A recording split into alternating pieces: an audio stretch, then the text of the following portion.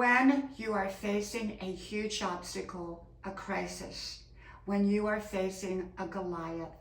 Hello, y'all. I'm Diana Brienne.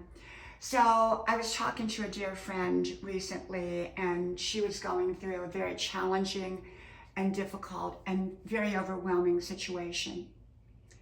And I listened closely to what she had to say without giving advice because, well, to be truthful, I didn't even know what advice to give. And I'm not an advice giver. I'm more of a listener and a reflecting back to people, what they're saying and possibly coming up with ideas or suggestions, but I don't really give advice. But even if I had wanted to give advice, I really didn't know what to say. There can be some obstacles that are like a Goliath or like a tsunami, that are just beyond something that you know what to do. Some things are not predictable, or some things you see coming, but you're not sure how they're going to look, so you can't really react or prepare for those things. She and I were talking, and I said something about, sometimes you can brace yourself. And she said there's some things that you really can't brace yourself for. And that could be true. That could be true.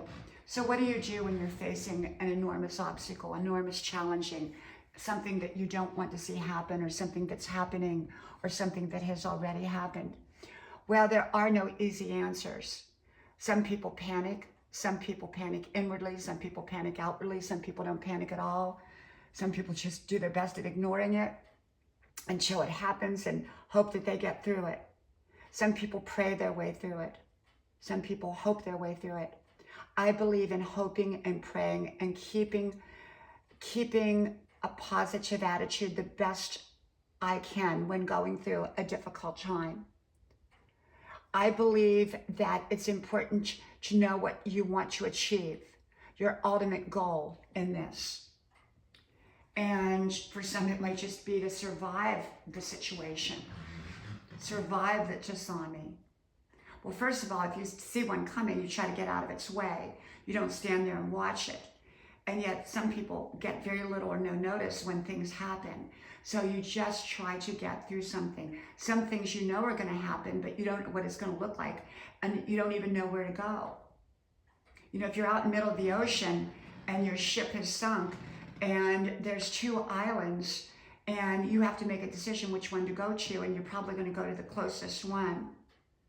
Whether it's the best one or not, you're probably going to go to that one because, well, you may not be able to make it to the other one. So, when you have to make decisions in a big crisis, sometimes in hindsight, you look back and you say, well, I could have swam to the other island.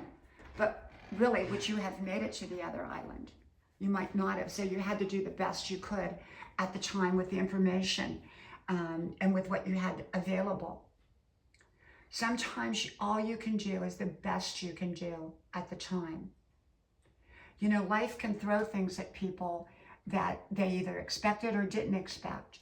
Sometimes they can prepare for things, sometimes they can avoid things, and sometimes they have to go through things.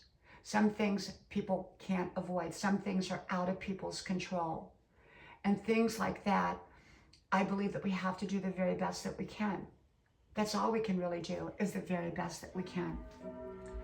And so I believe in keeping your faith, keeping your hope, whatever obstacle, challenge, difficulty, predicted or not predicted, happens.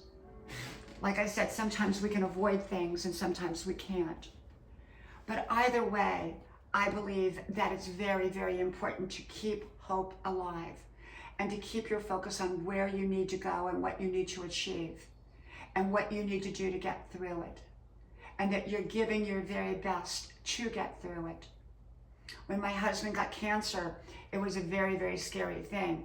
But I kept my focus on him getting 100% cancer free. And of course, you know that story. If you go back on my videos, he is 100% cancer free. And yet during that time, it was so scary. It was a tsunami that just came out of nowhere. And there was nothing we could do beyond trying to make the best informed decisions that we could. And sometimes you make decisions because you have to make them quickly, and you're not even all that informed. You just hope that you're making the right decision. And I believe what happened, you know, his healing was a miracle no matter how it occurred.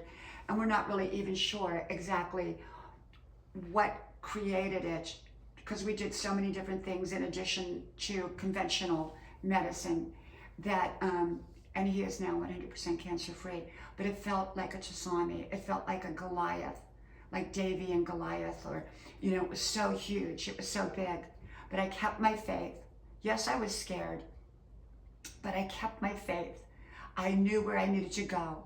I knew that we had to go through it. We couldn't get around it. And so we went that journey and we made it through. Maybe not everybody will have that outcome, or they'll have a different kind of outcome.